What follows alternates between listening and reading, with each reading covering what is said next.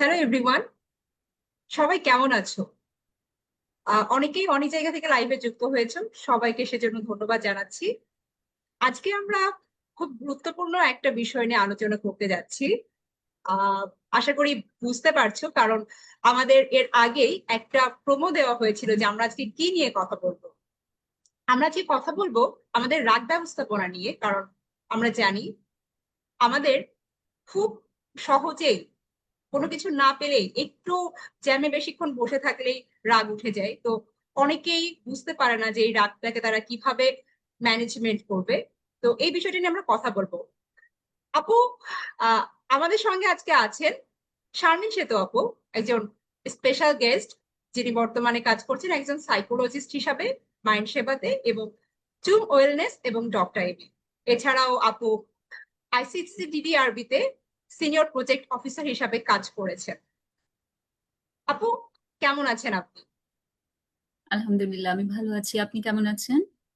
জি, ভালো আছি। আপু, আমরা দেখি যে আহ আমাদের আশেপাশে যারা আছেন বা থাকেন তারা খুব সহজেই রেগে যান বা হঠাৎ করেই রেগে যান। তো প্রথমেই হচ্ছে আমি আপনাকে একটা বেসিক প্রশ্ন দিয়ে শুরু করতে চাই, এই যে হঠাৎ করে রেগে যাওয়াটা, এটা কি খারাপ বা এটা কি কোনো অপরাধ? কারণ আমরা দেখে থেকে আমাদের চারপাশে সবাই এটাকে নেগেটিভলি নিয়ে থাকে। আচ্ছা, প্রথমে আমাদের সাথে যে দর্শকরা যুক্ত হচ্ছেন তাদের সবাইকে আমন্ত্রণ আমাদের এই ডিসকাশনে। এবং হচ্ছে যে বাংলাদেশে এখন বেশ রাত, তো রাত করে আপনাদের সাথে যুক্ত হতে পেরে আমার ভালো লাগছে। তো কারিমা, যে জায়গাটা আপনি বলছিলেন যে হুট করে রেগে যাচ্ছে এবং হচ্ছে যে আউটবাস্ট হচ্ছে, এটা খারাপ কিনা? আসলে হচ্ছে যে রাগ আমাদের একটা আবেগ। হুম। যে আবেগটার মাধ্যমে আমরা আমাদের ভেতরের কষ্ট, হতাশা বা ফ্রাস্ট্রেশন গুলোকে প্রকাশ করে থাকি। কিন্তু যদি এটা এমন হয় যে আমি কোনো কারণ ছাড়াই কারো উপর রেগে যাচ্ছি বা কারণ ছাড়াই তার উপর আউটবার্স্ট করছি, এবং এটা আমার দৈনন্দিন জীবনকে মানে ব্যাহত করছে, জীবনযাত্রাকে, তাহলে অবশ্যই এটা ক্ষতিকর। আর পাশাপাশি রাগ কোনো খারাপ কিছু নয় যদি সেটা আমরা প্রোডাক্টিভ ওয়েতে প্রকাশ করতে পারি। ঠিক আছে, হেলদিয়েস্ট ওয়েতে, প্রোডাক্টিভের চেয়ে বলবো হেলদিয়েস্ট ওয়েতে সেটাকে যদি আমরা প্রকাশ করতে পারি। এটা আমাদের আহ একটা আবেগ, এমন একটা আবেগ যেটা আমাদের ভেতরের যে কষ্টগুলোকে, না বলা অসহায়ত্বকে আসলে রিপ্রেজেন্ট করে। তার মানে এই না যে আমি কষ্ট পাচ্ছি বলে, আমি অসহায় বোধ করছি বলে, বা হচ্ছে যে আমার নিজের কোনো ফ্রাস্ট্রেশন আছে বলে সেটা আমি অন্যের উপর ঢেলে দেব। ঠিক আছে? সো যখন আমি এটা করছি জি সেটা আপু। তখন আর হেলদি থাকছে না। ঠিক আছে? রাগ অবশ্যই খারাপ কিছু না, কিন্তু সেটা যদি আমার নিজের এবং অন্যের জন্য ক্ষতিকর হয় এবং আমি সেটাকে কোনোভাবেই নিয়ন্ত্রণ করতে পারছি না, তাহলে সেটা ক্ষতিকর। দর্শক, তোমরা জানতে পারলে আপু কি বলবো। আমরা যারা হঠাৎ করে রেগে যাই, এটা আসলে খারাপ কিছু নয়। রাগ জিনিসটা হতে পারে, তবে রাগটাকে আমরা কিভাবে ম্যানেজ করছি সেটা সবচেয়ে বেশি ইম্পর্টেন্ট। এর মাঝে আমরা দেখতে পাচ্ছি আপু অনেকে আমাদের লাইফে যুক্ত হয়েছেন। সবার কাছে আমি জানতে চাইবো যে আপনারা কে, কোথা থেকে যুক্ত হয়েছেন এবং আহ আপনাদের রাগ নিয়ে বিশেষ কোনো অভিজ্ঞতা আছে কিনা, স্পেশালি কোনো খারাপ অভিজ্ঞতা। আপু, আমরা অনেক সময় দেখতে পাই যে কারিমা, কেউ। একটু এই জায়গাটাই তার আগে আমি একটু বলতে চাচ্ছি যে হঠাৎ করে রেগে যাচ্ছি মানে হঠাৎ করে আমি কখন রেগে যাব? যখন সেটা আমার নিয়ন্ত্রণে নেই, তাই না? তো হঠাৎ করে রেগে যাওয়ার মধ্যে দুটো, মানে আমি দর্শকদের জন্য এখানে যদি কনফিউশন না হয় সেজন্যই আরেকটু ক্লিয়ার করছি। হঠাৎ করে রেগে গিয়ে আমি সেটাকে কিভাবে প্রকাশ করছি আর কি কারণে হঠাৎ করে রাখছি, এটা আমার জানতে হবে। ঠিক আছে? হঠাৎ করে রেগে যাওয়া যেমন মানে এটা আসলে ডিপেন্ড করে আমি আসলে কিভাবে সেটাকে প্রকাশ করছি। কেমন, সেটা যদি হয় যে আমি অন্যের উপর খুব আক্রমণাত্মক হয়ে যাচ্ছি বা নিজের উপর আক্রমণ করছি, সেলফ হার্ম করছি, এটা অবশ্যই হেলদি না। ঠিক আছে? জি আপু, রাগ খুব হতে পারে, ভালো কিন্তু বলেছেন। আমি প্রকাশ করছি কিভাবে সেটা। জি আপু, এই জিনিসটা আমরা অনেকেই আসলে বুঝতে পারি না। বুঝে বলার জন্য অনেক ধন্যবাদ আপু। হুম। এর বাইরেও দেখা যায় অনেকে যখন রেগে যান, যেটা আপনি বলছিলেন যে তারা আসলে অনেকে হেলদি বিহেভ করেন না, একটু অ্যাগ্রেসিভ বিহেভিয়ার করেন। তো এই জিনিসটা হচ্ছে যে মানে এই জিনিসটার ক্ষেত্রে অনেকে নিয়ন্ত্রণের কথা বলে যে রাগ আমাদের নিয়ন্ত্রণ করতে হবে, কিন্তু আপনার কাছে কি মনে হয় রাগটাকে আসলে নিয়ন্ত্রণ করার কোনো বিষয় নাকি হচ্ছে এই জিনিসটা ম্যানেজ করার বিষয়? এটাকে আমরা যদি মনোবিজ্ঞানের বিষয় বলি, এটাকে আমরা ব্যবস্থাপনা বিষয়টা বলি। হ্যাঁ, যে রাগটাকে আমি কিভাবে সুন্দরভাবে স্বাস্থ্যকর উপায়ে সেটাকে আমি প্রসেস করছি। হ্যাঁ, কোনো কোনো আবেগই মানে আমরা মানে যে কথাটা আপনি বললেন যে নিয়ন্ত্রণের যে বিষয়টা, নিয়ন্ত্রণ কথাটা আমি তখন বলছি যখন আমি চাচ্ছি যে অন্যকে বা নিজেকে যদি আমি ক্ষতি না করি, সেই জায়গাটাই নিয়ন্ত্রণের প্রশ্নটা আছে।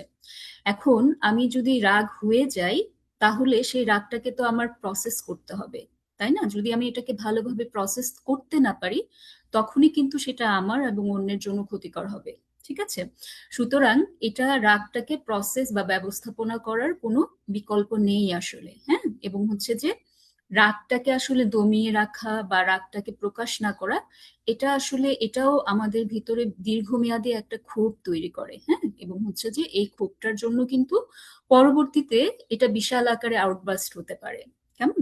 সুতরাং রাগটাকে আমরা কিভাবে স্বাস্থ্যকর ভাবে ব্যবস্থাপনা করতে পারি, প্রসেস করতে পারি, সেই জায়গাটা যদি আমরা শিখতে পারি, আয়ত্ত করতে পারি, সেটা আমাদের জন্য অনেক বেশি উপকারী হয়।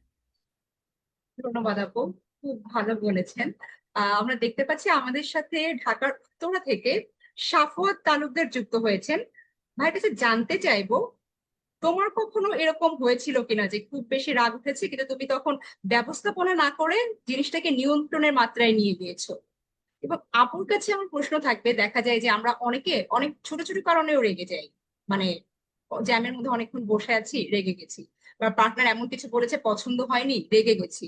আবার দেখা যায় অনেক বড় কারণও থাকে যার জন্য মানুষ রেগে যায়। তো ওই যে রাগ, ছোট, মানে কোনো একটা রাগের বিষয়কে ছোট করে দেখা বা বড় করে দেখা, এইভাবে জিনিসটাকে না দেখে আমরা যদি সাইকোলজিক্যালি চিন্তা করি যে মানুষের রাগটা আসলে কেন হয় বা কোন কোন ক্ষেত্রে বেশি হয়, সেক্ষেত্রে আপনি কি বলবেন, আপনার কি মনে হয়?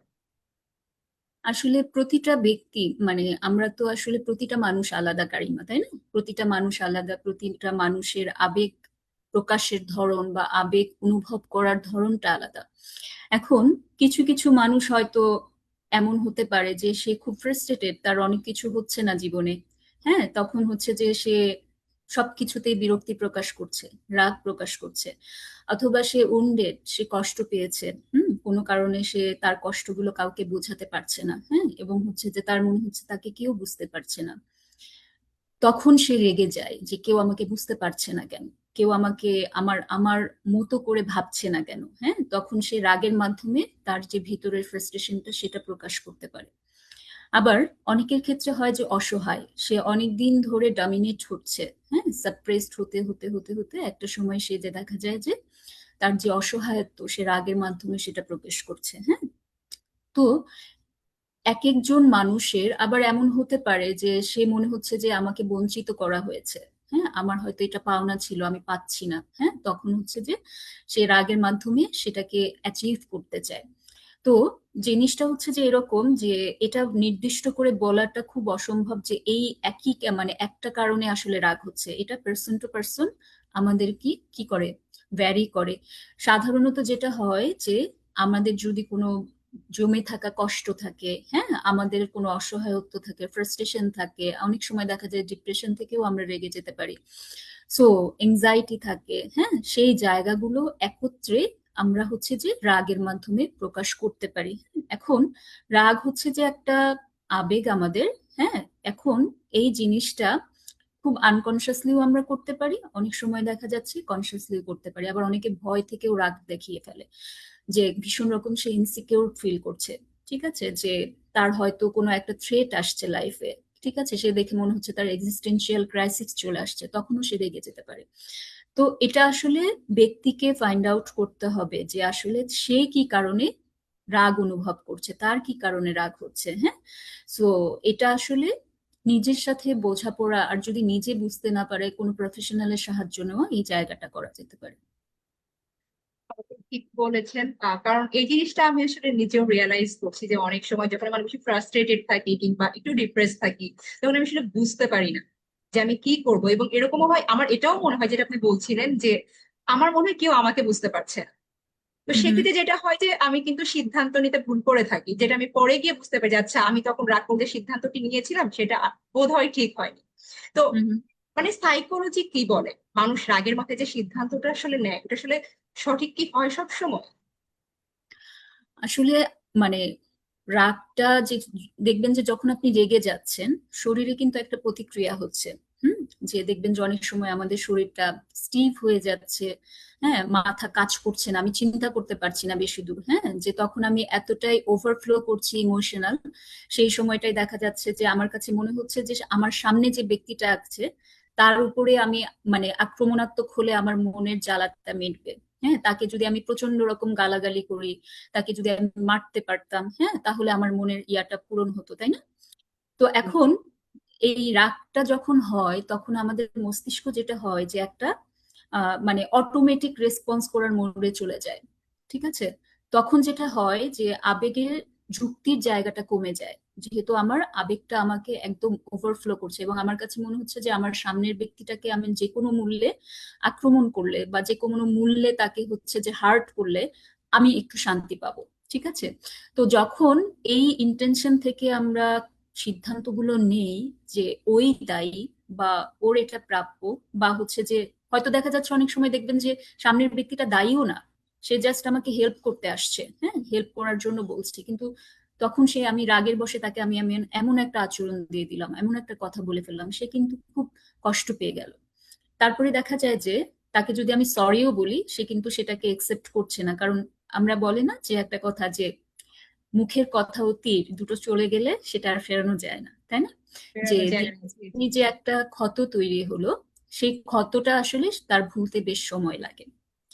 সুতরাং রাগের সময় আমরা যখন আমাদের রাগ হতে পারে, বারবারই বলছি যে রাগটা একটা খুবই নর্মাল বিষয়, রাগ হতে পারে, কিন্তু রাগের সময় আমি যদি নিজেকে সেইভাবে রাগটাকে প্রসেস না করে সিদ্ধান্তে নিতে চাই, সেই ক্ষেত্রে অনেক সময় ভুল হতে পারে।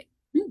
আমি বলছি না যে সব সময়ই ভুল হবে, কিন্তু যদি সেটা অব্যবস্থাপনার রাগ হয়, হ্যাঁ, যে আমি তখন আমার রাগটাকে বেশি প্রাধান্য দিচ্ছি রিয়েলিটির চাইতে, তাহলে সেই জায়গাটায় আমার সিদ্ধান্তে অনেকাংশেই অন্যের এবং নিজের ক্ষতি হতে পারে, এবং পরিস্থিতির শিকারে পরিস্থিতিতে যারা যারা আছে তাদেরও অনেকটা সম্পর্কের অবনতি ঘটতে পারে। ধন্যবাদ আপু। দর্শক আমাদের সাথে অনেকেই যুক্ত হয়েছেন এর মধ্যে, তো তাদের জন্য বলছি, আপনারা জানতে পারলেন যে রাগটা আসলে সবসময় হেলদি না, এবং রাগের মাথায় যে সিদ্ধান্তটা নেওয়া হয় সেটা ভুল হবার সম্ভাবনা বেশি থাকে, যদিও সবসময় সেটা হয় না। তো আপু, আমি দেখতে পাচ্ছি আমাদের সাথে যুক্ত হয়েছেন কুলসুম রিপা আপু। হুম উনি হুম প্রশ্ন করেছেন যে অনেক সময় আমরা রাগ চেপে রাখি, তো হুম। রাগ প্রকাশ না করলে মানসিক বা শারীরিক কোনো ক্ষতি হতে পারে কিনা। আমার মনে হয় এটা আসলে খুবই গুরুত্বপূর্ণ একটা প্রশ্ন, কারণ আমরা যেরকম দেখে থাকি রাগের মাথায় আমরা সিদ্ধান্ত নিতে ভুল করি বা মানুষকে হার্ট করে থাকি, হুম সিমিলারলি হুম। এরকম আমাদের মাঝে অনেকজন আছেন যারা রাগটা আসলে খুবই প্রকাশ করতে পারেন না, চেপে রাখেন। তো সেই আচ্ছা, ক্ষেত্রে দীর্ঘমেয়াদী এটার জন্য কোনো সমস্যা হতে পারে কিনা তাদের শারীরিক বা মানসিক? অবশ্যই। কারণ হচ্ছে যে আমি যেটা বলছিলাম যে রাগ যখন করছি আমরা আমরা কিন্তু শরীরে টের পাচ্ছি। হ্যাঁ, যে শরীরে দেখবেন যে আমাদের শক্ত হয়ে যাচ্ছে।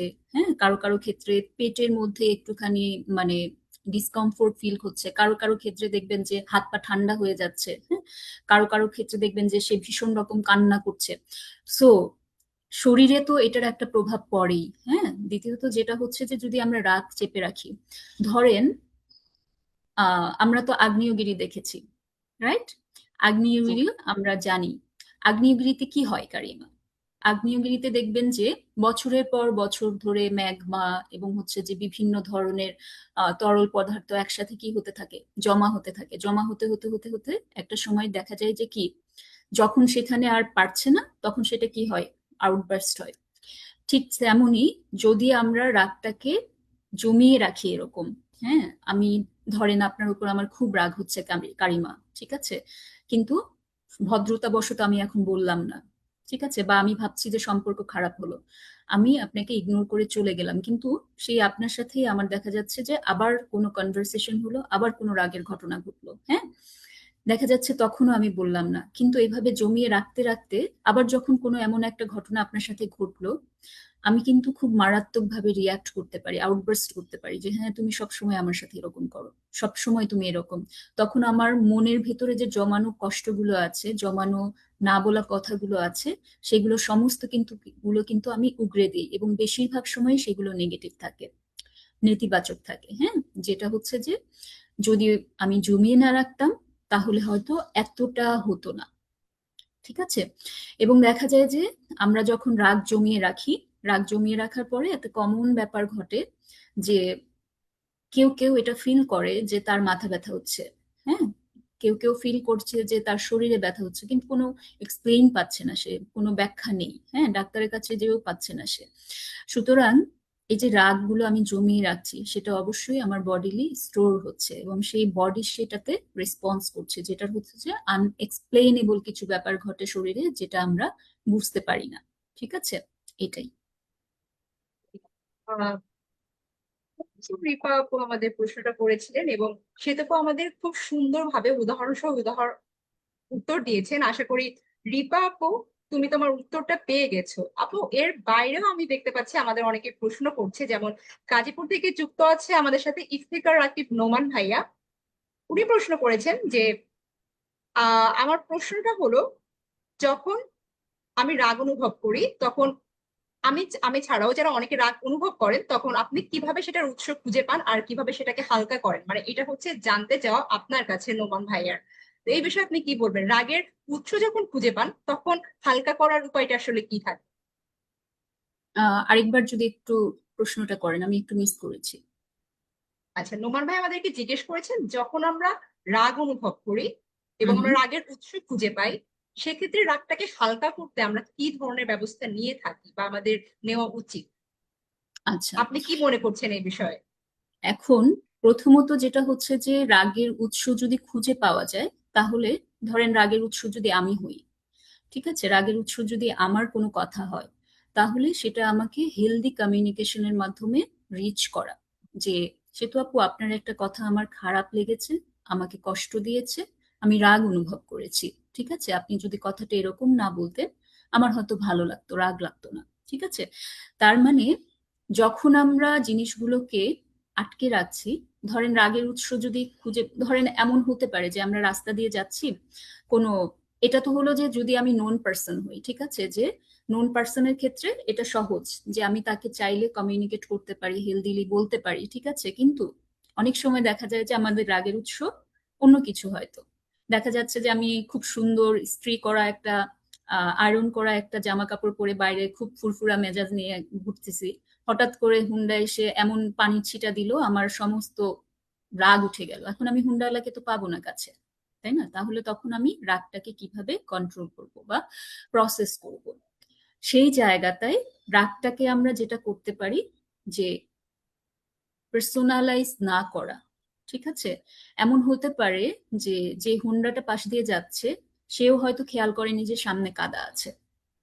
ঠিক আছে, আমাদেরকে ওপেন মাইন্ডে রাখা এবং হচ্ছে যে জিনিসগুলোকে লজিক্যালি চিন্তা করার চেষ্টা করা। এমন হতে পারে যে সে এই জায়গাটা দেখেইনি কাদা আছে, বা তার কোনো তাড়াহুড়া ছিল, বা হয়তো সে হচ্ছে যে আনইনটেনশনালি এই কাজটা করে ফেলেছে। হ্যাঁ, এখন তাকে আমি কি করতে পারি? এখন আমি যদি তাকে যে আবার তার গায়ে, ধরেন তাকে আমি ধরলাম, তার যে গায়ে আমি কাদা ছুঁড়ে মারলাম, এটা কি তাহলে ভালো কোনো ওয়ে হলো? হলো না। তাহলে হচ্ছে যে আমাকে একটুখানি ওই জায়গাটায় চিন্তা করতে হবে যে এই জায়গাটায় আসলে কিছু করার ছিল কিনা। ঠিক আছে, আমার রাগ হচ্ছে, খুব সুন্দর জামাটা নষ্ট হয়ে গেল, কিন্তু এই জায়গাটায় আসলে কে রেসপন্সিবল? কেউই না, এরকম ঘটনা ঘটতে পারে। সেই ক্ষেত্রে যদি আমরা ফরগিভনেস এর মানে ইয়াটা করি, প্রচেষ্টাটা করি যে ঠিক আছে, যা হবার হয়ে গিয়েছে, আমি সেই জায়গাটায় এই পরিস্থিতিটাকে মেনে নিতে পারি কিনা। ঠিক আছে, এখন অনেক সময় দেখা যায় যে মেনে নিতে পারি না, হয়তো আমি ইন্টারভিউ যাচ্ছিলাম, এটা আমার জন্য ইম্পর্টেন্ট।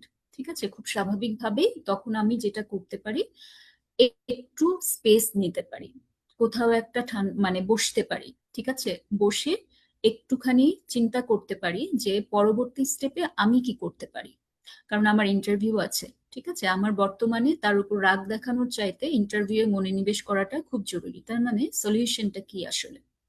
সলিউশনের ক্ষেত্রে আমি কোথাও একটা বসতে পারি এবং সেটা চিন্তা করতে পারি যে আসলে যে কাদাটা লেগে গেল, কাদাটা আমি কিভাবে সেখান থেকে মুছতে পারি বা পরিষ্কার হতে পারি। ঠিক আছে, তারপর ওই জায়গাটাকে আমি একটুখানি ব্রিথ করতে পারি। আমাদের এই সময়গুলোতে অনেক সময় দেখা যায় যে ব্রিদিংটা খুবই কার্যকর হয়। কেমন? এবং সবচেয়ে বড় কথা যে আমাদের সবসময় পার্সোনালাইজ না করি, যে আমরা অনেক সময় দেখা যায় যে কোনো একটা কারণ ঘটলেই দোষ খোঁজার চেষ্টা করি যে দোষটা কার আসলে। যখনই আমরা দোষ খুঁজতে যাই তখনই আমাদের রাগটা আরো বেশি যায় যে ও রেসপন্সিবল। ঠিক আছে, তো এই জায়গাটাতেও কিন্তু আমরা লজিক্যালি যদি চিন্তা করি, রেশনালি চিন্তা করার জায়গাটা যদি চিন্তা করি এবং প্র্যাকটিস করি, তাহলে কিন্তু সেই জায়গাটা খুব ভালো হয়। দোষাদোষির কোনো কিছু নেই, আমাদের চিন্তা করতে হবে এখানে সলিউশনটা কি আসলে। ঠিক আছে, ধরেন কারিমা আপনার দোষ, আমি আপনার উপর রেগে গেলাম, আপনার দোষ। ঠিক আছে, এখন আমি আপনাকে যদি মেরে শান্তি পাই, ঠিক আছে, তাহলে এটা তো ভায়োলেন্ট একটা বিহেভিয়ার হয়ে গেল। তাহলে আমাকে খুঁজতে হবে যে ভায়োলেন্ট না হয়ে আমি কিভাবে করতে পারি, কিভাবে এই জায়গাটায় আপনাকে সুন্দরভাবে বুঝাতে পারি যে এই কাজটা আপনি ঠিক করেননি। কেমন? এই জায়গাগুলোতে ওই যে বললাম যে ব্যবস্থাপনা, হেলদি ওয়েতে আমাকে ব্যবস্থাপনার জায়গাটাই চলে যেতে হবে। এখন এখানে একটা খুব গুরুত্বপূর্ণ ব্যাপার হচ্ছে যে এই যে মানে হয়তো মানে আমি রাগ প্রকাশ করছি না। ঠিক আছে, এখানে একটা ব্যাপার হচ্ছে যে আমরা একটু গুলিয়ে ফেলি। একটা হচ্ছে যে আমাদের অ্যাগ্রেসিভ বিহেভিয়ার এবং রাগ দুটোর মধ্যে আমরা খুব গুলিয়ে ফেলি। হ্যাঁ, প্রথমত যে আমি আপনার প্রতি ভায়োলেন্ট হচ্ছি, ঠিক আছে, হোয়াট এভার, সেটা রাগের বশত হোক বা যেটাই হোক, আমি আপনার প্রতি ভায়োলেন্ট হয়ে যাচ্ছি, আক্রমণাত্মক হচ্ছি। হ্যাঁ, এবং হচ্ছে যে আপনার প্রতি আমি আহ মারধর করছি। এগুলো কিন্তু হচ্ছে যে আক্রমণাত্মক আচরণ। ঠিক আছে, রাগ হলেই যে আমি আক্রমণাত্মক আচরণ করতে পারবো এটা নট নেসেসারি। ঠিক আছে, আমাদের এই জায়গাটায় রাগ এবং আক্রমণাত্মক আচরণ দুটো কিন্তু ভিন্ন বিষয়। অনেক সময় আমরা ভেবে নেই রাগ এবং আক্রমণাত্মক আচরণ দুটো এক জিনিস। কেমন? অনেকে আছে যে সে রাগ ছাড়াও আক্রমণাত্মক হতে পারে। ঠিক আছে, সুতরাং এই দুটো জায়গা আমরা সবসময় মাথায় রাখবো। রাগ এবং অ্যাগ্রেসিভ বিহেভিয়ার দুটো কিন্তু দুটো জিনিস, এবং আমি রাগ হলে অ্যাগ্রেসিভ হব নাকি ঠান্ডা মাথায় জিনিসটাকে হ্যান্ডেল করব এটা আমার উপরে। এটা ব্যক্তি চয়েস করে যে আসলে সে কি ধরনের আচরণ করবে রাগের সময়। ঠিক আছে কারিমা? ধন্যবাদ আপু, খুব সুন্দরভাবে বুঝিয়ে বলেছেন এবং খুবই গুরুত্বপূর্ণ দুইটা পয়েন্ট বলেছেন। একটা হচ্ছে যে রাগ হলে আমরা দোষ খোঁজার চেষ্টা করি, যেটা আসলে কম বেশি আমাদের সবার ক্ষেত্রেই হয়।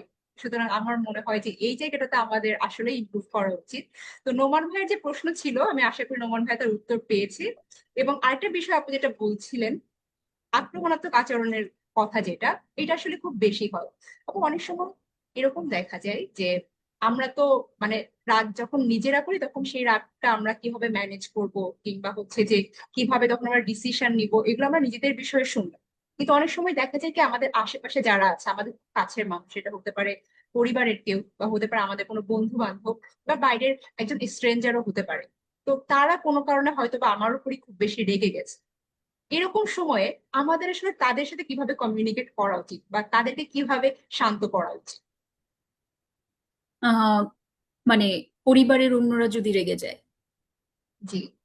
ওকে, সো প্রথমত আমি মানে যখন আমরা কোনো ফ্যামিলিগত ইস্যু নিয়ে কাজ করি, সেই জায়গাটায় আমাদের প্রথমত যে জায়গাটা মাথায় রাখতে হবে যে আসলে এখানে আমার কতটুকু রেসপন্সিবিলিটি আছে। ঠিক আছে, এখন অনেক সময় দেখা যায় যে আমি এমন কিছু করেছি, ধরেন আপনি আমার ছোট বোন কারিমা, আমি আপনাকে কোনো কারণ ছাড়াই যে একটা ঠাস করে থাপ্পড় লাগাইলাম। ঠিক আছে, ধরে নিলাম যে ও তো ছোট, ওকে আমি মারতেই পারি। ঠিক আছে, এখন আপনার তো রাগ হওয়া স্বাভাবিক, তাই না, যে আমি তো কিছু করিনি, আমাকে কেন মারলো। এখন তারপরে এখন আমাকে যখন বসানো হলো যে আচ্ছা তুমি ওকে ওকে মেরেছো কেন, হ্যাঁ, আমি বললাম আমার ইচ্ছা, আমি মারছি, আমার ইচ্ছা, ও ছোট, ওকে মারতেই পারি আমি। ঠিক আছে, এখন এরকম করে যদি আমি ইললজিক্যালি চিন্তা করি তাহলে তো এটা হলো না। হুম, আমার দায়টা কি ছিল ওখানে? আমার দায়টা হচ্ছে যে আমি কোনো কারণে, আমি হয়তো ফ্রাস্ট্রেটেড আছি, আমার রাগ হয়েছে, আমি অন্যকে ঝাড়তে পারছি না, সেজন্য আমি যে দুর্বল তার উপর যে রাগটা দেখালাম। ঠিক আছে, রেসপন্সিবিলিটিটা আমার এখানে, যে আমি এটা ইনিশিয়েট করেছি। এখন অন্যরা অন্য জায়গা থেকে, পরিবারের অন্যরা যদি রাগ করে, সেই জায়গাটায় আমার বুঝতে হবে, প্রথমে আমার দিকে তাকাতে হবে, এই জায়গাটায় আমার কি রেসপন্সিবিলিটি ছিল। আমার যদি মনে হয় এই জায়গাটায় আমি ফার্স্ট রেসপন্ডেন্ট, রেসপন্সিবিলিটি আমার কারণে এরকম হয়েছে, then I have to go to the person, এবং আমাকে বলতে হবে যে এই কারণে আমি এই কাজটা করেছি। এবং আমাদের আসলে এই কালচারটা গড়ে তুলতে হবে, সরি এবং থ্যাংক ইউ বলার যে কালচারটা, হ্যাঁ, যে আমি আসলেই মন থেকে দুঃখ প্রকাশ করেছি যে আমি এরকম একটা আচরণ করেছি, আমার এই আচরণের জন্য তোমার বা আপনার রাগ হয়েছে। ঠিক আছে, আমি আসলে ওই সময়টাই ভালো স্টেটে ছিলাম না, বা আমি খুবই ফ্রাস্ট্রেটেড ছিলাম, বা আমার খুব অসহায় লাগছিল, বা আমার মনে হচ্ছিল যে আমার কেউ নাই। ঠিক আছে, দ্যাট ইজ ওয়াই আমি এই কাজটা করেছি। সুতরাং এই জায়গাটাই হেলদি কমিউনিকেশনের কোনো মানে বিকল্প নেই। যে আমরা যদি মনে করি, এবং হচ্ছে যে সবসময় দেখা যায় যে কি, আমরা আসলে অন্যের অন্যের জায়গাটা বেশি দেখি। যে ধরেন এরকম হলো যে আমি যদি এরকম হয় যে আপনাকে যে চড় মেরেছি, এখন তার আগে কি ঘটেছিল? আগে ঘটেছিল হয়তো আমি খুব মেজাজ খারাপ আমার, আমি কোনো কারণে খুব ভালো লাগছে না, আপনি এসে আমাকে গুতাচ্ছেন, আপু চলো এটা করি, আপু চলো এটা দেখি, আপু চলো ওটা করি। আমি যে তার বিপরীতে মানে একটা চড় লাগাই দিলাম যে যা এখান থেকে, আমার মেজাজ ভালো না। ঠিক আছে, এখন আমি যদি বলি যে ওকে চড় মেরেছি কারণ হচ্ছে যে ও আমাকে এসে বিরক্ত করছিল, ঠিক আছে, কিন্তু তার আগে যে আমার যে ইমোশনাল স্টেটটা ছিল সেটাকে আমি ইগনোর করছি। ঠিক আছে, আমি যে চড়টা মেরেছি সেটারও তো একটা কারণ আছে, কেমন? এখন সে যে আমার কাছে এসে খেলতে চাচ্ছে বা আমাকে পোক করছে, সে তো জানে না আমার স্টেটটা, তাই না? তাহলে শুরুটা তো ওখান থেকেই হলো, যে আমি আমার জায়গাটাকে হেলদিয়েস্ট ওয়েতে তাকে বলিনি যে আচ্ছা আমার এখন মন ভালো নেই, বা আমার মেজাজ খারাপ লাগছে, আমি তোমার সাথে পরে কথা বলি। কেমন? এই যে কমিউনিকেশনের জায়গাটা, এটা অনেক বেশি ঘাটতি থাকে। আর দ্বিতীয়ত জায়গাটা হচ্ছে যে আমরা আসলে আমাদের অনুভূতিগুলোকে বলি না, আমরা আচরণটাকে দেখাই। হ্যাঁ, যেমন ধরেন যে আমার এখন কষ্ট হচ্ছে, বা আমার ভীষণ রকম ফ্রাস্ট্রেটেড লাগছে, যে কি জন্য এরকম লাগবে, কি জন্য মানুষ এরকম হবে, সেটা আমি আপনাকে বললাম না, কিন্তু আমি আপনাকে মেজাজ দেখাচ্ছি, খিটখিট করছি, হ্যাঁ, আপনাকে এমন একটা আচরণ দেখছি যেটা আপনি নিজেও অবাক হচ্ছেন যে কারণ কি, কিন্তু আমার ভিতরেতে চলছে অনেক অন্য কিছু, অন্য অনুভূতি, তাই না? তো আমরা সবসময় যেটা করি, আমরা অনুভূতি বলার চাইতে আমাদের আচরণটা প্রকাশ করি বেশি, যেটা বেশিরভাগ সময় নেতিবাচক আচরণ, কেমন? তো সেই জায়গাটাই যদি আমরা ট্রান্সপারেন্ট হতে পারি, আমরা অনুভূতির জায়গাটাকে সুন্দর করে আমরা অপরকে বলতে পারি, তাহলে অনেকটাই এই অসুবিধাটা থেকে বের হয়ে আসা যায়। আমাদের সঙ্গে এর মাঝে অনেক জায়গা থেকেই আসলে বন্ধুরা যুক্ত হয়েছেন। আমি দেখতে পাচ্ছি ফেনী থেকে আছেন, চট্টগ্রাম থেকে আছেন, ময়মনসিংহ থেকে আছেন, গাজীপুর থেকে আছেন। তো সবার হুম। উদ্দেশ্যে বলছি, আমরা যখন কেউ যখন আমাদের উপর রাগ করছে, তাহলে সেই রেসপন্সিবিলিটিটা আসলে সম্পূর্ণ তাদের উপরে না, বা সবটুকু দোষ তাদের না। কিছু জায়গায় আমাদের ঘাটতি থাকে, যেটা আপু বলছিলেন, যে আমাদের একটা কমিউনিকেশন গ্যাপ থাকে। সুতরাং আমাদের এই কমিউনিকেশনের জায়গাটা অনেক বেশি ইমপ্রুভ করা জরুরি। তাহলে হয়তো আমাদের প্রবলেমটা সলভ করা অনেক বেশি ইজিয়ার হবে। আপু মানে আমাদের, এই জায়গাটায় নিজের দায়টা নেওয়া শিখতে হবে। আমাদের যেটা প্রবণতা আছে, আমরা নিজের দায় না নিয়ে অন্যের উপর চাপাতে পছন্দ করি, যে যেটা আমরা ও একটু এটা আগেই করেছে বলছিলাম। বলে, ও করেছে বলেই আমি রেগে গিয়েছি, ও এটা করেছে বলেই তো আমি এরকম আচরণ করেছি। কিন্তু সেখানে আমার রেসপন্সিবিলিটিটা আমার নেওয়া শিখতে হবে। ঠিক আছে, যে ও আমাকে এটা করলেই আমি এটা করবো কিনা, সেটা। হ্যাঁ, এই বিষয়টাই আসলে আমি আমি আমি বোঝার চেষ্টা করছিলাম, যে আসলে এটাই তো হয়, যে আমরা যখন খুব বেশি কিছু নিয়ে ফ্রাস্ট্রেটেড থাকি, তখন ওইটা আসলে আমরা সেখানে ছাড়তে না পেরে অন্য একটা জায়গায় ছাড়ি। ফলস্বরূপ তাদের রাগটা উঠবে, এই জিনিসটাও স্বাভাবিক। সুতরাং এখানে আমারই নিজের কমিউনিকেশনটা ঠিক করা উচিত। আপু আমাদের সাথে যুক্ত আছেন জান্নাতুল ফেরদৌস অন্তরা আপু। তো উনি একটা প্রশ্ন করেছেন যে, যদি কারো আচরণ বা ব্যবহারে আমার রাগ হয়, কিন্তু সম্মানের খাতিরে আমি তা প্রকাশ করতে না পারি, তাহলে সেই ব্যক্তির প্রতি আমার রাগ বা ক্ষোভ কমানোর জন্য আমি আসলে কি করতে পারি? আচ্ছা, এটা খুব ইন্টারেস্টিং একটা ব্যাপার আছে। আমি কোথাও একটা পড়েছিলাম জাপানে, জাপানের, হ্যাঁ, কোনো একটা আর্টিকেলে পড়েছিলাম, কিন্তু জাপানে কিন্তু অফিসগুলোতে একটা ব্যবস্থা আছে, ওদের ওয়াশরুমে বসের একটা মূর্তি দেওয়া আছে। ঠিক আছে, ফোম টাইপের। তো দেখা যায় যে বসটা কি হয়, অনেক সময় দেখা যায় যে এত মানুষকে কন্ট্রোল করতে গিয়ে বা এত মানুষকে নিয়ে কাজ করতে গেলে তো একটু রাগারাগি বা মাথা খারাপ হয়ে যায়, হ্যাঁ। তখন কর্মীরা যাদের যদি কখনো এরকম সম্মুখীন হয়, ওরা যে কিন্তু ওই পাপেটটাকে কিল ঘুষি বা রাগ করে যা বলার বলতে পারে, ঠিক আছে। তো এখন আমাদের কালচারে যেটা দেখা যায় যে অনেক সময় অনেক সিনিয়র পার্সন বা দেখা যাচ্ছে যে বাহিরের কেউ একজন আমাদেরকে এমন কিছু বলেছে বা এমন কিছু করেছে যার মুখের উপরে আমি আসলে কিছু বলতে পারছি না, হ্যাঁ। আবার আমার রাগও হচ্ছে, ঠিক আছে। তো সেই ক্ষেত্রে আসলে কিছু কিছু জায়গা আছে যে আমরা যদি সম্ভব হয় অ্যাসার্টিভলি আমাদের জায়গাটা বলা, যে আঙ্কেল বা আন্টি, থ্যাংক ইউ যে আপনি আপনার মনের ভাবটা বলেছেন, কিন্তু আসলে আমি একটু ভালো ফিল করিনি, ঠিক আছে।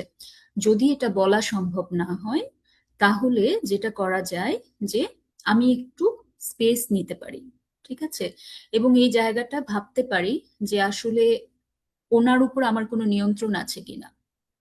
ধরেন আমাকে কেউ একটা গালি দিল, যেমন বললো যে, ধরেন একটা খুব খারাপ গালি দিল যে কুত্তার বাচ্চা, ঠিক আছে।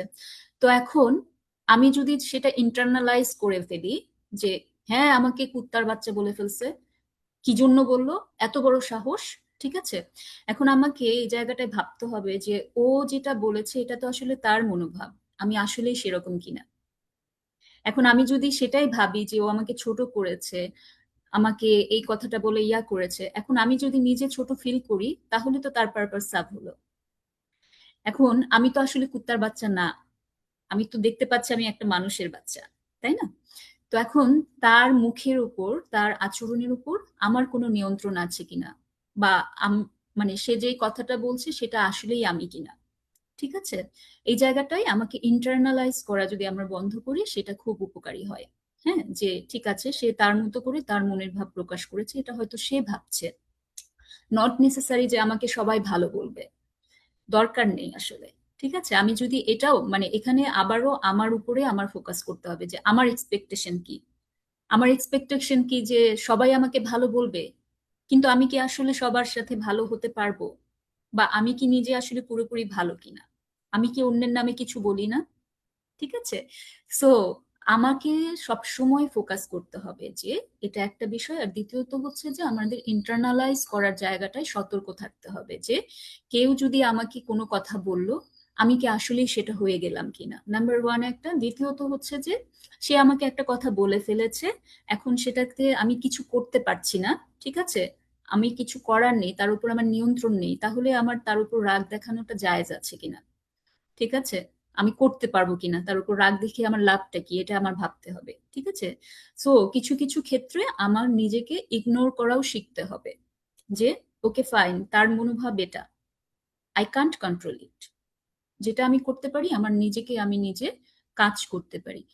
এবং যদি রাগ লাগে তারপরেও যদি মনে হয় যে না আমি কোনোভাবেই নিজেকে থামাতে পারছি না রাগ করে, তাহলে আমি যেটা করতে পারি যে একটুখানি স্পেস নিতে পারি, ওই জায়গাটা থেকে সরে যেতে পারি, আমি একটু আমার পছন্দের কাজগুলোতে মনোনিবেশ করতে পারি, একটু হট শাওয়ার নিতে পারি, অথবা জার্নালিং করতে পারি যে আজকে আমার এরকম একটা ব্যাপার ঘটেছে, খুব রাগ লাগছে, অথবা আমি আমার কাছের কোনো ফ্রেন্ড বা কাছের কোনো ট্রাস্টেবল মানুষের সাথে শেয়ার করতে পারি যে ও এটা করেছে, আমার খুব কষ্ট পেয়েছি, ঠিক আছে, এটাই।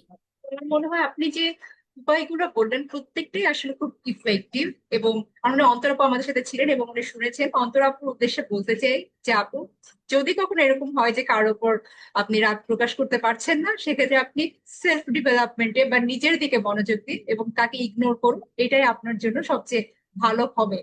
এটাই আমরা জানছিলাম শ্বেতা অপুর কাছ থেকে। আপু আমি আরেকটা আরেকটা বিষয় আমি একটু অ্যাড করি কারিমা, সরি টু ইন্টারাপ্ট, যে অনেক সময় দেখা যায় যে আহ, আমাদের মানে একটু দেখবেন যে আপনি যখন রেসপন্স করছেন না, যে আমাদের উপরে এরকম কথা বলে, নেগেটিভ কথা বলে, তার তার একটা আনইনটেনশনাল, সে হয়তো নিজেও বুঝে না, তার একটা জায়গা থাকে যে অপর পক্ষ থেকে রেসপন্স পাওয়া, ঠিক আছে, যে আমি কি আমাকে কুত্তার বাচ্চা বললেন, আমি তো রেগে মেগে আমি আপনার সাথে যে ফাইট শুরু করে দিলাম, ঠিক আছে। তাহলে এতে কি হলো, সে আরো বুস্টেড হলো, ঠিক আছে। এখন এই জায়গাটা যদি আমরা বন্ধ করতে পারি, তাকে ফিট করা বন্ধ করা, সে যা চাচ্ছে তাকে সেটা উপহার না দেওয়া, ঠিক আছে, এটা অনেক সময় আমাদের জন্য কাজ করে। এখন আপনি আমাকে খুব কটু কথা বলছেন, খুব খারাপ কথা বলছেন, আমি রেগে মেগে আপনাকে আরো রেসপন্স করে দিলাম, সে কিন্তু পরবর্তীতে আবারও চাইবে, কারণ সেখান থেকে তার একটা আনইনটেনশনাল হয়তো প্লেজার আসছে। সে হয়তো যা চাচ্ছে আপনিও আনইনটেনশনালি বা আনকনসিয়াসলি সেটাই সার্ভ করছেন। এই জায়গাটা বন্ধ করা, তার মানে আমার রেসপন্স করার জায়গাটাকে একটুখানি অফ করতে পারি যদি আমরা। হ্যাঁ, আমি এই বিষয়ে আসলে একমত পোষণ করি, তবে এটার উল্টা কেসটাও কিন্তু আমরা দেখি।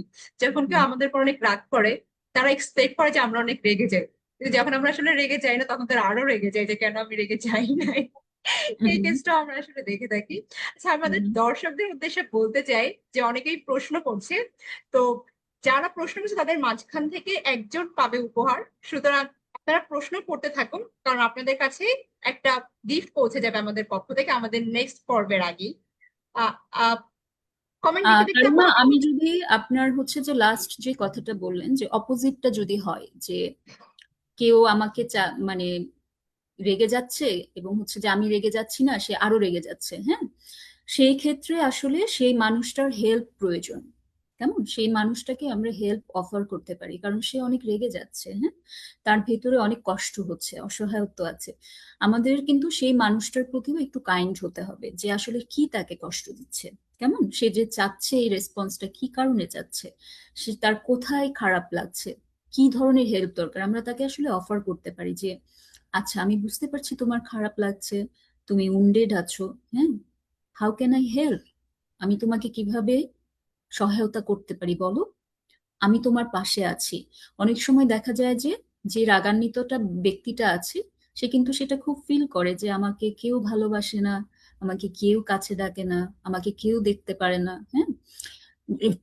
তখন যখন তাকে আমরা এভাবে কমিউনিকেট করি যে আচ্ছা আমি তোমার পাশে আছি, তোমার কথাগুলো শুনবো, তোমার কি মানে লাগবে, just tell me, if if I could I can give you, ঠিক আছে, বা আমরা দুজনে মিলে কাজ করতে পারি, দ্যাটস ইট।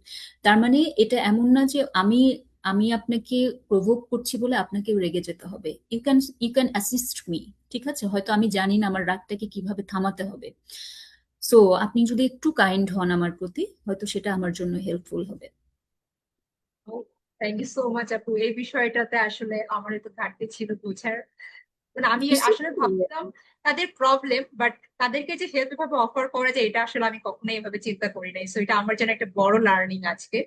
হুম। আহ তো আমি যেটা একটু আগে বলছিলাম যে আমি যখন কমেন্ট সেকশন দেখছিলাম, তো অনেকে প্রশ্ন করছে, তো একটা প্রশ্ন আমার কাছে খুব ইন্টারেস্টিং মনে হয়েছে এবং খুব রেলিভেন্টও মনে হচ্ছে, সেটা হচ্ছে যে সোশ্যাল মিডিয়ায় কি মানুষের রাগকে আরো বাড়িয়ে দিচ্ছে কিনা, এই জায়গাটাতে আপনার কি মনে হয়? আহ ইন ইন সাম কনটেক্সট, হ্যাঁ, ইন সাম কনটেক্সট অবশ্যই, কারণ হচ্ছে যে দেখা যাচ্ছে যে সোশ্যাল মিডিয়া একটা ডাইভার্স জায়গা, ঠিক আছে, এবং একটা ডাইভার্স জায়গা হওয়ার ফলে সেখানে দেখা যাচ্ছে যে এডুকেশনাল ব্যাকগ্রাউন্ড, হুম, তারপরে হচ্ছে কালচারাল ব্যাকগ্রাউন্ড, ফ্যামিলি ব্যাকগ্রাউন্ড, সবকিছু মধ্যে দেখা যাচ্ছে যে আমাদের বিলিফ সিস্টেম সবার কিন্তু আলাদা আলাদা। ধরেন বাংলাদেশে যদি আমি বলি যে 14 কোটি মানুষ আছে, তাহলে 14 কোটি মানুষের 14 রকম বিলিফ সিস্টেম আছে, 14 রকম ফ্যামিলি সিস্টেম আছে, 14 রকম ধ্যান ধারণা আছে, হ্যাঁ। এবং বর্তমানে আমরা দেখতে পাচ্ছি যে বাংলাদেশে সহিংসতাও অনেক বেড়ে যাচ্ছে, হুম, সহিংসতা এবং হচ্ছে যে বিভিন্ন ধরনের যে ক্রাইম, অপরাধ, এগুলো বেড়ে যাচ্ছে। তো যখন আমরা সোশ্যাল মিডিয়ায় এইসব দেখি, তখন দেখা যায় যে এই জিনিসগুলো আমাদেরকে রাগান্বিত করে, বিকজ অফ হচ্ছে যে আমরা দেখতে পাচ্ছি যে বিচার হচ্ছে না, ঠিক আছে। আমাদের রাগের পিছনে আরো একটা কারণ হচ্ছে যে যখন আমরা মনে করি যে আমরা অন্যায়ের শিকার হচ্ছি, অবিচারের শিকার হচ্ছি এবং সঠিক বিচারটা পাচ্ছি না, এটা কিন্তু আমাদের উপর রাগ তৈরি করে। তো এখন অনলাইনে যেহেতু আমরা একটা বিশাল একটা ডাইভার্স কমিউনিটি নিয়ে কাজ করছি, কমিউনিকেশন করছি, সেই জায়গাটাই কিন্তু একে অপরের কার্যক্রম, ধরেন যে আমার যে এডুকেশনাল ব্যাকগ্রাউন্ড, তার চেয়ে কম এডুকেশনাল ব্যাকগ্রাউন্ড, বা হচ্ছে যে আমার যে বিলিফ সিস্টেম তার চেয়ে অন্যরকম বিলিফ সিস্টেমের মানুষ যদি লেখালেখি করে, আমরা যে কি করছি, আমার আমার মনে হচ্ছে যে আরে আমার সাথে তো মিলছে না, যাই ওকে যে একটা বকা দিয়ে আসি, ঠিক আছে। আবার মনে হচ্ছে যে আচ্ছা ও এরকম ভাববে কেন, ঠিক আছে, ওর তো এরকম ভাবার অধিকার নাই। আমরা ভীষণ রকম ডমিনেট করতে পছন্দ করছি, যেটা আমাদেরকে আরো রাগান্বিত করে দিচ্ছে। আমরা চাচ্ছি যে ওই রকম ভাববে কেন। আমরা আসলে একসেপ্ট করতে পারছি না মানুষকে এখন, হ্যাঁ, যে ওই রকম করে ভাববে কেন, ওই রকম করে করবে কেন, ও তো আমার মতো করে ভাবছে না। আমরা সবাই আনকনসিয়াসলি এটা চাই যে ও আমার মতো হয়ে যাবে। দেখেন পৃথিবীতে কিন্তু অনেক রকম ফুলের ভ্যারিয়েন্ট আছে, কোনো ফুলের সাথে কোনো ফুলের মেলে না। এখন যদি ধরেন যে এত ভ্যারিয়েন্ট না থাকতো, শুধুমাত্র গোলাপ ফুল দিয়ে পৃথিবী ভরে যেত, ভালো লাগতো আমাদের? কেমন লাগতো? জিনিসটা খুব বোরিং হতো তখন। বোরিং হতো, যে যেদিকেই তাকাচ্ছি খালি লাল গোলাপ, যেদিকেই তাকাচ্ছি শুধু লাল গোলাপ, খালি গোলাপ আর গোলাপ আর গোলাপ, ভালো লাগছে না। সো ডাইভার্সিটিটা আমাদের একসেপ্ট করা লাগবে ফর আওয়ার মানে survival, for this world's beauty. এই পৃথিবীর সৌন্দর্যই হচ্ছে ডাইভার্সিটি, ঠিক আছে। এখন এখন ফুল আমাদের এত ভালো লাগে কারণ এক একটা ফুলের সৌন্দর্য এক এক রকম। হ্যাঁ, এক একটা মানে ফুল এক এক ভাবে কি করে মানুষকে প্লেজার দিতে পারে। এক একটা ফুলের ডায়নামিক্স এক এক রকম। ঠিক সেরকম যদি আমি ভাবি যে মানুষরাও এরকম, প্রত্যেকটা মানুষের বিলিফ সিস্টেম আলাদা, প্রত্যেকটা মানুষ চিন্তা ভাবনা আলাদা, প্রত্যেকটা মানুষ একটা আলাদা ব্যাকগ্রাউন্ড থেকে এসেছে, সুতরাং তারা ওভাবে চিন্তা করতে পারে। আমাদের যে জায়গাটা ইমপ্রুভমেন্টের জায়গা সোশ্যাল মিডিয়ার যে ক্ষেত্রে, যে আমরা একসেপ্ট করার জায়গাটা আমাদের বাড়াতে হবে। যে ঠিক আছে ও আরেকটা ফুল, আমি গোলাপ ফুল, ও হয়তো গেঁদা ফুল, ঠিক আছে, ও হয়তো কসমস ফুল, ও হয়তো ঘাস ফুল। সো প্রত্যেকটা ফুলের সৌন্দর্য আমাদেরকে উপভোগ করা শিখতে হবে, প্রত্যেকটা বিলিফ সিস্টেমকে আমাদেরকে রেসপেক্ট করতে হবে যে এভাবে ভাবছে, ঠিক আছে। এবং এই যে আমরা বিচার নিজেদের হাতে তুলে নিতে চাচ্ছি যে ও এরকম করবে কেন, ও এরকম ভাববে কেন, ঠিক আছে, এটা আসলে কোনোভাবেই গ্রহণযোগ্য না। আমার রাগ হতে পারে, কিন্তু আমাকে তখন জিজ্ঞেস করতে হবে যে ওর এই লেখাটা দেখে আমার রাগ হচ্ছে কি কি কারণ, আমার বিলিফ সিস্টেমটা কি, আমি কি বিশ্বাস করি। ধরেন আমি বিশ্বাস করি যে, ধরেন আমি হচ্ছে যে এমন কিছু বিশ্বাস করি যেটা আপনার সাথে যাচ্ছে না, ঠিক আছে। এখন সেজন্য কি আমি আপনাকে যে গালাগালি করব? এটা তো হেলদি হতে প্র্যাকটিস পারে না, আসলে হতে তাই পারে না? সুতরাং ওই জায়গাটা যখন, অবশ্যই সোশ্যাল মিডিয়াতে আমাদের মাথায় রাখতে হবে সোশ্যাল মিডিয়া একটা বিরাট বাগান, এবং এখানে আমাদেরকে অনেক রকমের ফুল আমরা পাবো, ঠিক আছে। যে ফুলটা আমাদের ভাল লাগবে না, সেই জায়গাটাতেও আমাদের মানে সুযোগ আছে সেই ফুলের কাছে না যাওয়ার। ওই ফুলটা আমাকে ডেকে ডেকে নিয়ে যাচ্ছে না, ঠিক আছে। সুতরাং এক্সাক্ট। ওই ওই জিনিসটাকেও, ওই বাউন্ডারিটাকেও আমাদের মেনটেন করা শিখতে হবে। কারোর প্রতি আমার বিলিফ সিস্টেম না মেলা মানে সে আমার শত্রু নয়, ঠিক আছে। কারোর প্রতি আমার মানে সে তার চিন্তাটা প্রকাশ করলো মানে তাকে যে আমার হুড়মুড় করে যে ধরতে হবে, আমার রাগ উঠে যাবে, তাহলে আসলে আমার নিজেকে নিয়ে কাজ করতে হবে যে কোথায় আমার অসুবিধা হচ্ছে। আপু আমি এই বিষয়ে আসলে একমত পোষণ করি। কারণ আসলেই তাই, সোশ্যাল মিডিয়াতে নানান রকম মানুষ থাকবে, সবার সঙ্গে আমার জানা শোনা নাই, এবং এক একজনের থট প্রসেস আলাদা, বিলিফ সিস্টেম আলাদা, সুতরাং ম্যাচ না করতেই পারে। সেক্ষেত্রে হেলদি জিনিসটা যেটা হবে সেটা বোধহয় ইগনোর করা যায়, যেটা আপনি বলছিলেন। সো ফার আমাদের প্রায় 518 জন মানুষ দেখছেন, সবাইকে ধন্যবাদ। এবং আমরা প্রায় শেষের দিকে, যদি এখনো কারো কোনো প্রশ্ন থাকে, আরো প্রশ্ন আপনারা আমাদেরকে করতে পারেন, আপু আছেন আমাদের সাথে আরো কিছুক্ষণ। আর কমেন্টে যাওয়ার আগে আপু আমি নিজের মানে জানার জায়গা থেকে আপনাকে একটা প্রশ্ন করতে চাই। সেটা হচ্ছে যে মানে আমাদের যে দৈনন্দিন লাইফ আছে, আমরা একটা ফুড হ্যাবিট মেনটেন করি বা এক্সারসাইজ, রেগুলার স্লিপ, এই জিনিসগুলো, সুতরাং এই জায়গাগুলোতে যদি কোনো ঘাটতি হয়, সেটা হচ্ছে রাগের উপরে কোনো প্রভাব ফেলে কিনা, এবং আমাদের যখন রাগ হয় সেই রাগটাকে ম্যানেজমেন্ট করার জন্য আমাদের তো অনেকগুলো উপায় আপনি অলরেডি বলেছেন, কিন্তু কিছু কি এরকম পরামর্শ আছে যেটা আমরা রেগুলার লাইফে মেনটেন করলে আমাদের এই রাগ জিনিসটাকে আরো বেশি কমায় নিয়ে আসতে পারে? আচ্ছা, প্রথমত যেটা হলো যে খাওয়া, ঘুম, এক্সারসাইজ, এই তিনটা খুবই গুরুত্বপূর্ণ বিষয় আমাদের জন্য, হ্যাঁ। এখন আমাদের ক্ষেত্রে যেটা হচ্ছে যে আমরা ভীষণ রকম সোশ্যাল মিডিয়া নির্ভর হয়ে যাচ্ছি, যার ফলে দেখা যাচ্ছে যে আমাদের ঘুমের সাইকেল ঠিক নেই, খাওয়ার সাইকেল ঠিক নেই। হ্যাঁ, আমরা তো এক্সারসাইজ করতেই চাচ্ছি না, একটু হাঁটতে চাই না আমরা। আমাদের কাছে মনে হয় যে এখান থেকে ওই বাড়িতে যেতে হলেও আমাদের একটা রিক্সা হলে ভালো হয়। হুম। তো এখন আমাদের শরীরটা কি আসলে, আমাদের শরীরটা একটা যন্ত্রের মতো, ঠিক আছে। যেমন ধরেন যে আপনি কোনো যন্ত্রকে যদি দীর্ঘদিন ফেলে রাখেন অকার্যকর করে, ওই যন্ত্রটা একসময় আর কাজ করবে না। ঠিক আমাদের শরীরটাও সেরকম, ঠিক আছে? আপনি যদি এটাকে কাজে না লাগান, সেটা একটা সময় কি করবে, আপনাকে ব্যাকফায়ার করবে, ঠিক আছে? এখন ঘুম, আমাদের সোশ্যাল মিডিয়ার যুগে যেটা দেখা যাচ্ছে যে আমরা বেশিরভাগ সময়ই রাত জেগে সোশ্যাল মিডিয়ায় আছি, সারাদিন ঘুমাচ্ছি, কিন্তু আমাদের শরীরের একটা স্লিপ সাইকেল আছে, ঠিক আছে? এটা যদি না হয় তখন আমাদের শরীর ঠিক মতো কাজ করতে পারে না। এবং ঘুম না হওয়ার সাথে খিটখিটে মেজাজের খুব বড় একটা সম্পর্ক আছে। সাধারণত ঘুমের সময় কি হয়, আমাদের মস্তিষ্ক সারাদিন যা ঘটলো, সারাদিনের সমস্ত আবেগ বা সমস্ত কিছু প্রসেস করতে থাকে। একটা রিপেয়ার চলতে থাকে। তো ঘুম যদি না হয় ঠিকঠাক মতো, সেই জায়গাটা হতে পারে না। হ্যাঁ, এবং হচ্ছে যে যার ফলে ওই জিনিসগুলো আনপ্রসেস থেকে সেটা আমাদের দৈনন্দিন জীবনে খিটখিটে মেজাজের মাধ্যমে প্রকাশ পায়। দ্বিতীয়ত হচ্ছে যে আপনি যদি না ঘুমান, স্লিপ সাইকেল যদি না হয়, শরীরের যে একটা আছে না যে রিপেয়ার সিস্টেম, দেখবেন যে আপনি যে যন্ত্রেই চলেন না কেন সেটাকে, বা ঘর দুয়ার আপনি যাই করেন না কেন, সবকিছুকে কিন্তু মেনটেনেন্স করতে হয়। তো আমাদের শরীর ওই মেনটেনেন্সটা করে ঘুমের মধ্যে, এবং এটার সাইকেলটা মেনটেন করে হয়। সেটা যখন সেটা ঠিক না হয়, ধরেন একটা গাড়ি, গাড়িকে আপনি ঠিকঠাক মতো তেল দিলেন না, কিছু করলেন না, গাড়িটা হয়তো এখন ভালো চলছে, চলতে চলতে একটা সময় সেটা কিন্তু আর স্টার্ট নিবে না। আমাদের শরীরও ঠিক একই রকম।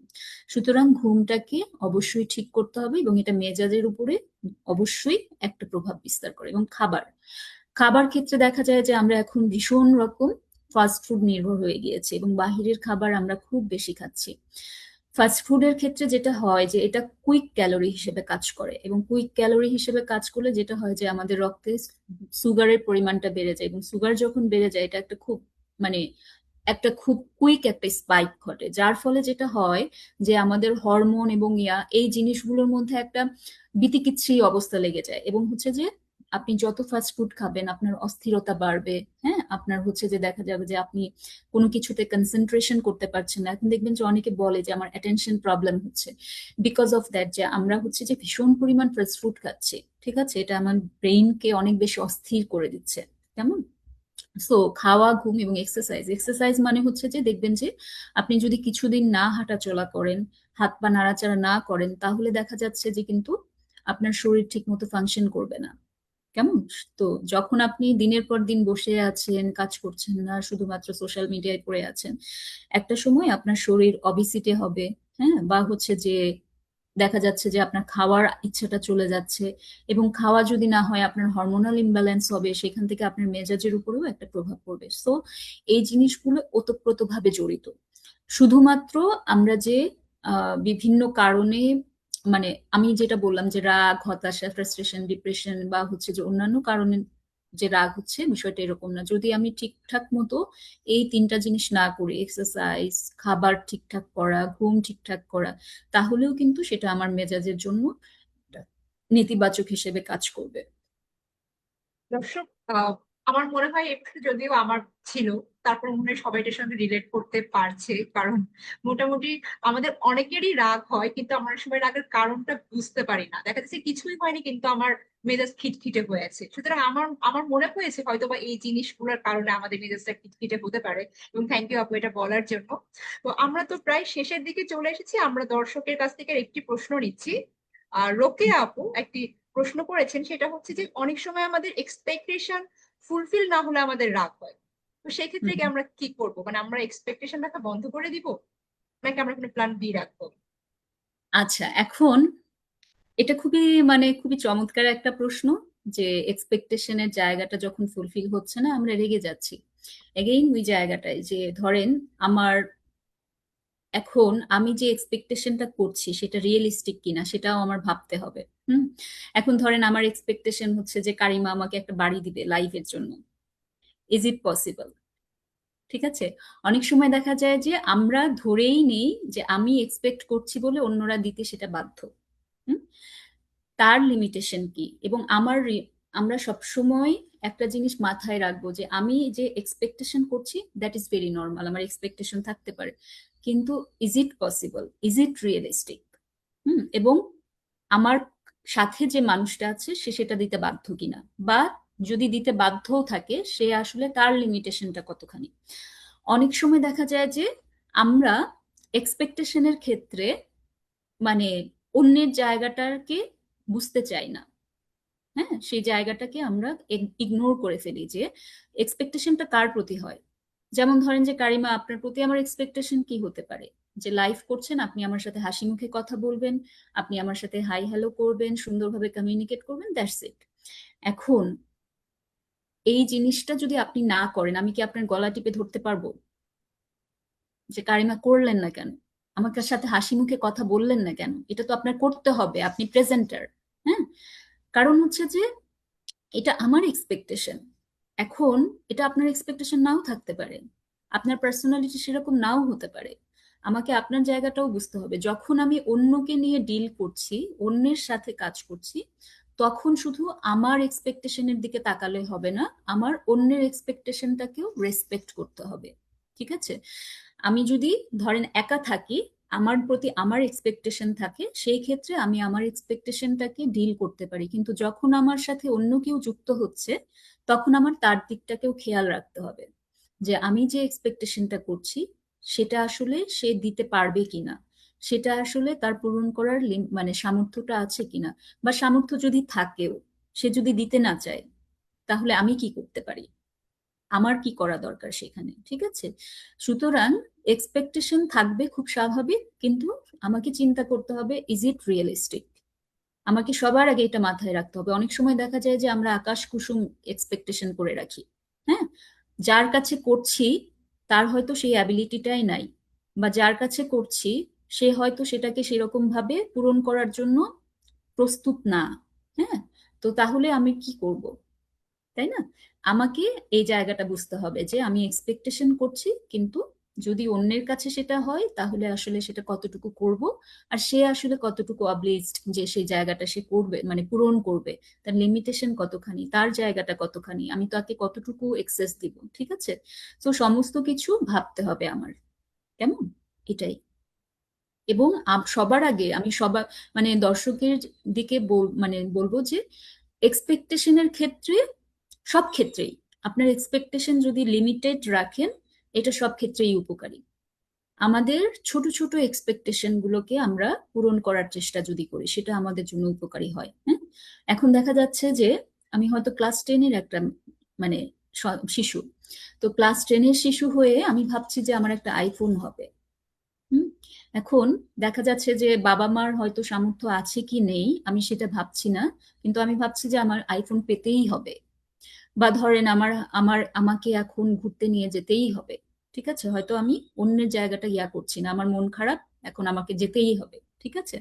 তো আমরা এইসব ক্ষেত্রে এক্সপেকটেশনের ক্ষেত্রে অন্যের জায়গাটাকে একদমই কি করি দেখতে পাই না। সো এক্সপেকটেশনের ক্ষেত্রে যদি অন্যরা জড়িত থাকে, অন্যের জায়গাটাকেও আমাদের কনসিডার করতে হবে। ঠিক আছে? আর যদি নিজের প্রতি এক্সপেকটেশন থাকে, সেই এক্সপেকটেশনের প্রতিও কনসিডারেট থাকতে হবে, চিন্তা করতে হবে যে সব সময় নিজের অন্যের প্রতি এক্সপেকটেশনের দুটোর ক্ষেত্রেই আমি বাস্তবসম্মত এক্সপেকটেশনটা করছি কিনা।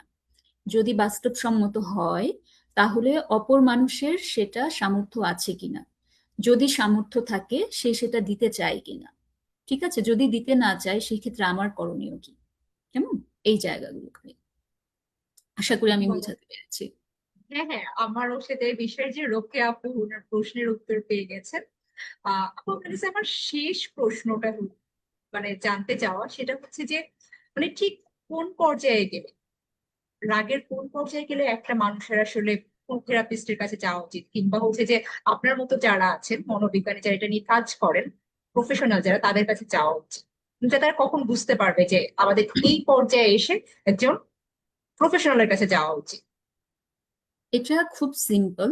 এটা খুব সিম্পল, যদি আপনার কাছে মানে যদি আপনারা দেখেন যে আপনার রাগের কারণে আপনার নিজের দৈনন্দিন জীবন ব্যাহত হচ্ছে, কাজকর্ম ব্যাহত হচ্ছে, নাম্বার 1 একটা, নিজে ক্ষতিগ্রস্ত হচ্ছেন।